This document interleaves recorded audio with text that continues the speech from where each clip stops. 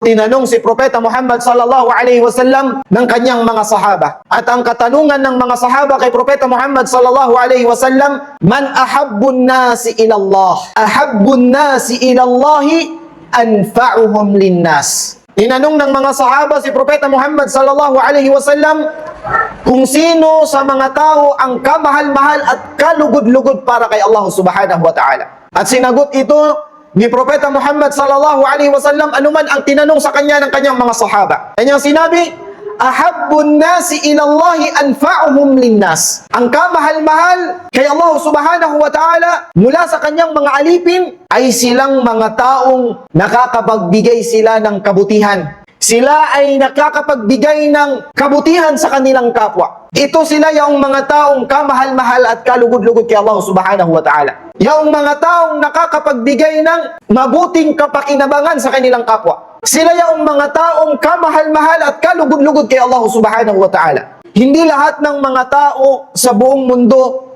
ay mahal ni Allah subhanahu wa ta'ala. May mga alipin ang Allah subhanahu wa ta'ala na hindi niya mahal. May mga alipin ang Allah subhanahu wa ta'ala na kinasusuklaman ni Allah subhanahu wa ta'ala. At may mga alipin din ang Allah subhanahu wa ta'ala na kung saan mahal na mahal ni Allah subhanahu wa ta'ala. Kalugod-lugod, kamahal-mahal kay Allah subhanahu wa ta'ala.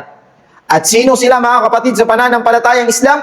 Sila yung mga taong nakakapagbigay ng mabuting kapakinabangan sa kanilang kapwa. Sila yung mga taong napakamahal ni Allah subhanahu wa ta'ala. Pag sinabi nating nakakapagbigay ng kabutihan, nakakapagbigay ng kapakinabangan sa kanyang kapwa, siya ay nakakapagbigay ng pera para matulungan niya ang kanyang kapwa. Siya ay nakakapagbigay ng magandang advice dahil nga nangangailangan ng advice ang kanyang kapatid. Ito ay tulong muna sa iyong kapatid. Ito ay makakapagbigay sa kanya ng kapakinabangan. Ito ay makakapagbigay sa kanya ng kabutihan. Kung ikaw ay nagbigay ng advice, kung ikaw ay nagbigay ng pera or ano pa mang kaya mong ibigay sa iyong kapwa na makakabuti para sa kanya, makakapagbigay ng kapakinabangan para sa kanya, kabilang ka sa mga taong mamahalin ni Allah subhanahu wa ta'ala. Kabilang ka sa mga taong kalugod-lugod ka, mahal-mahal kay Allah subhanahu wa ta'ala. Ang sabi ni Propeta Muhammad sallallahu alaihi wasallam, wallahu fi auni al-abdi ma kana al-abdu fi auni akhihi. Darating ang tulong ni Allah sa kanyang alipin kung ang kanyang alipin ay nagbibigay din ng tulong sa kanyang kapwa. Kung tayo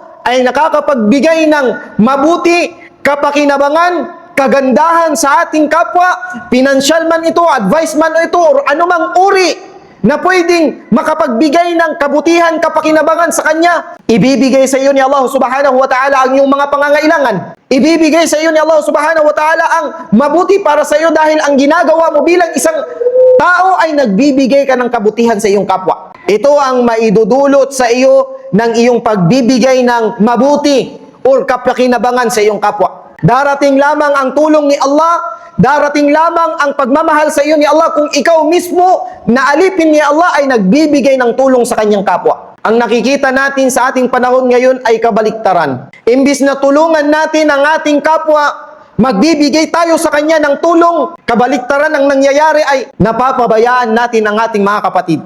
Ito ay realidad na may mga taong mayaman, may mga taong may kaya sa buhay, pero nakikita nila ang kanilang kapwa na naghihirap, hindi nila tinutulungan.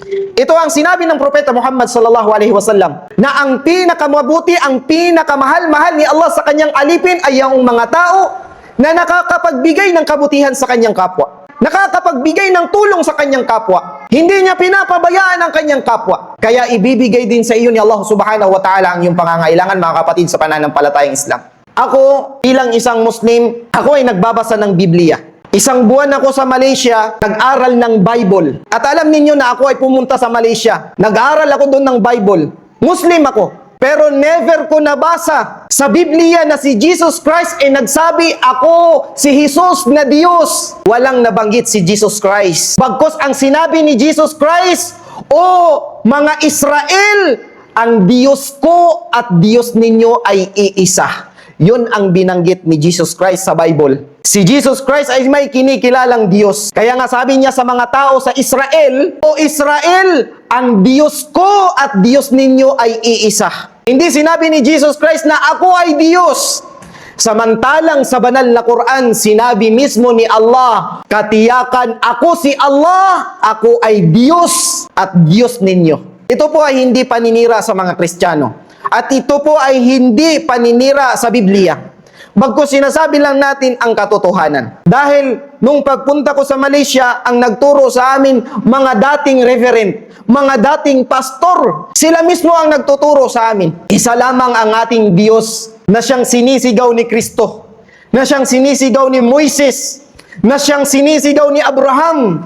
Bakit tayo hindi sumamba sa nag-iisang Diyos? Bakit hindi natin sambahin ang sinamba ni Abraham? Bakit hindi natin sinamba ang Diyos ni Moises, Diyos ni Jesus? Dahil ang sabi ni Jesus Christ, O Israel, ang Diyos ninyo at Diyos ko ay iisa.